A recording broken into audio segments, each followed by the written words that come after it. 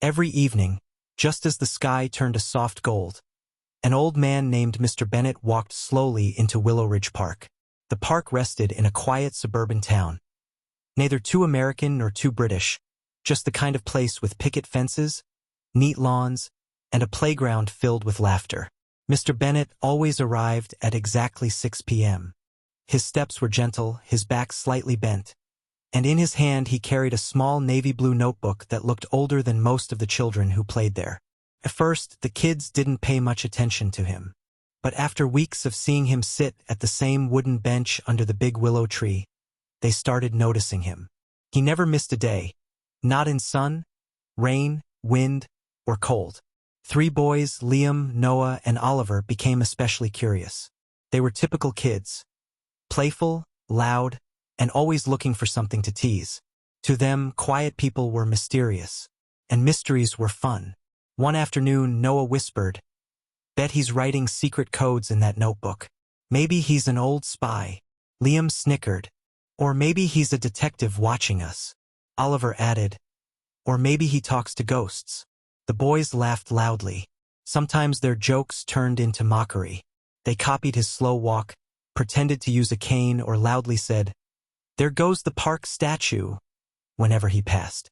But Mr. Bennett never said anything. Not once. He just quietly sat down, opened his notebook, and stared at the empty spot beside him, as if waiting for someone. Sometimes he smiled softly at a page. Sometimes his eyes got watery, but he never spoke to anyone. One day, Liam called out, "Hey, old man, who are you waiting for?" "Your imaginary friend." The kids burst out laughing. But then something unexpected happened. For the first time in weeks, Mr. Bennett lifted his head. His eyes weren't angry. They were tired, soft, deeply sad. He didn't speak. He didn't frown. He didn't even look at the boys for long. He simply turned his eyes back to the empty space beside him and held the notebook a little closer. Something about that moment felt strange, almost heavy.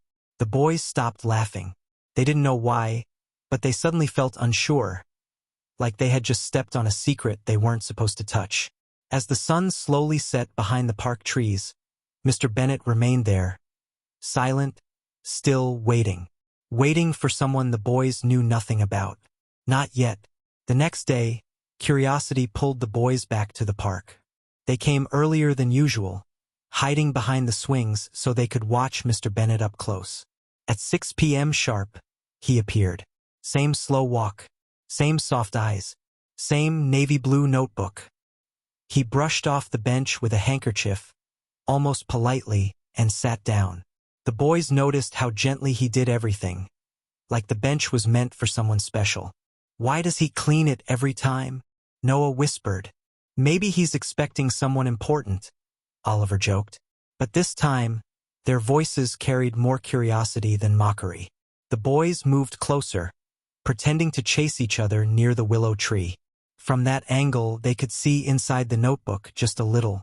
Liam gasped softly, "There's a picture in there." Before they could see more, Mr. Bennett closed the notebook. Liam gathered courage and quietly said, "Sir, why do you come here every day?" For a moment, the old man didn't respond. His eyes stayed on the empty space beside him. The boys were about to walk away when he finally spoke, his voice gentle and cracked with age. "I come here," he said, "because I made a promise." The boys stood frozen. "A promise to who?" Oliver asked softly. Mr. Bennett opened the notebook again, this time tilting it so they could see. Inside was a small photograph of a girl around 10 years old. Her hair was tied with a pastel pink ribbon, and her smile was bright enough to warm the whole page. "This is my daughter," he said. The boys' expressions changed instantly. "She loved this park," Mr. Bennett continued. "Every year on her birthday we came here. She would play on the swings, chase birds, and tell me stories she invented on the spot. She was brilliant." His voice softened. "And she made me promise that no matter how busy life became, we would always meet here. Same bench, same time." Liam whispered, "So, you come here every birthday?" Mr. Bennett gave a sad smile and shook his head. "I come every day. The boys frowned in confusion. Every day? Noah asked.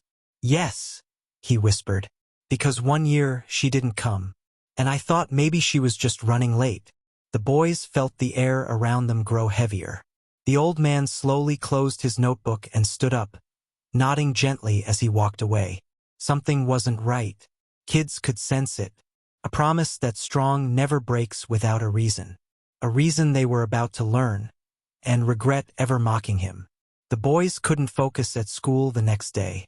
At lunch, they sat under a tree discussing Mr. Bennett. What if his daughter lives far away? Oliver suggested. But then she'd visit sometimes, Liam argued. Noah looked down. Maybe something bad happened. That possibility made the table go quiet. That evening, they returned to the park early, waiting for the old man.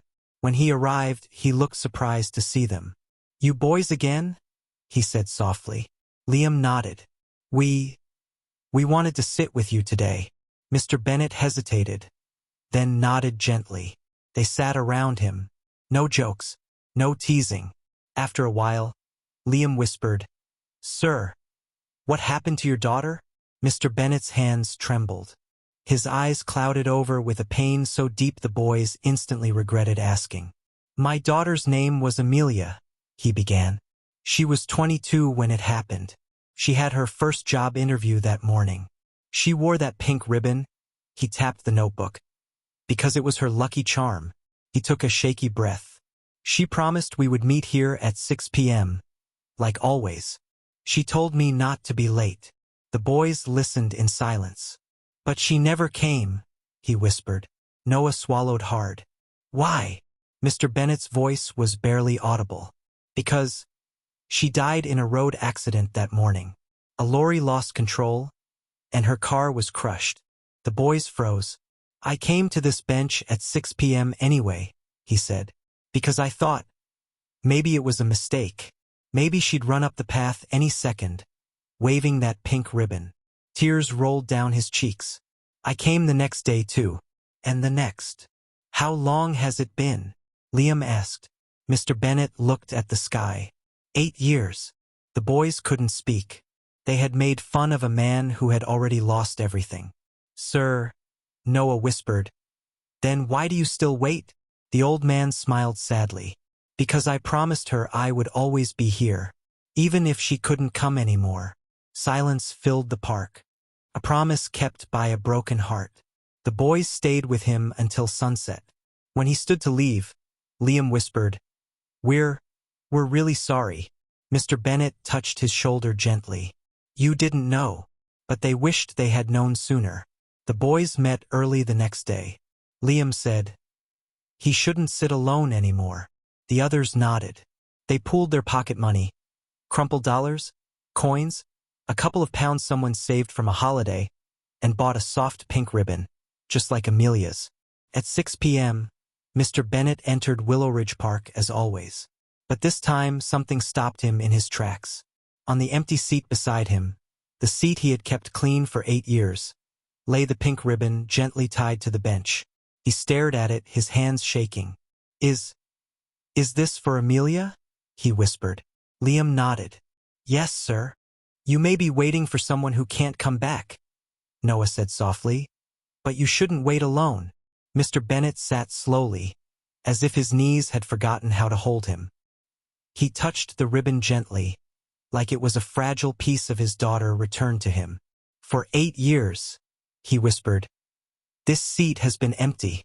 Oliver sat down first. Not anymore. The others followed. They didn't talk much. They didn't need to. Their company said everything. Soon other children noticed. They waved at Mr. Bennett. Some brought flowers. Even adults nodded respectfully. The old man still came at 6 p.m. He still opened his notebook. He still looked at Amelia's photo. But now, for the first time since the accident, he smiled without forcing it. One evening, Liam asked, Do you think Amelia can see you? Mr. Bennett looked at the pink ribbon fluttering in the breeze. I believe she can, he whispered. And I believe she's glad I'm not waiting alone anymore. The boys smiled. The old man smiled back. A promise made by a father. Promise kept, and now shared, because sometimes love doesn't disappear. Sometimes it sits on a bench at 6 p.m. waiting for company, and finding it in the most unexpected hearts.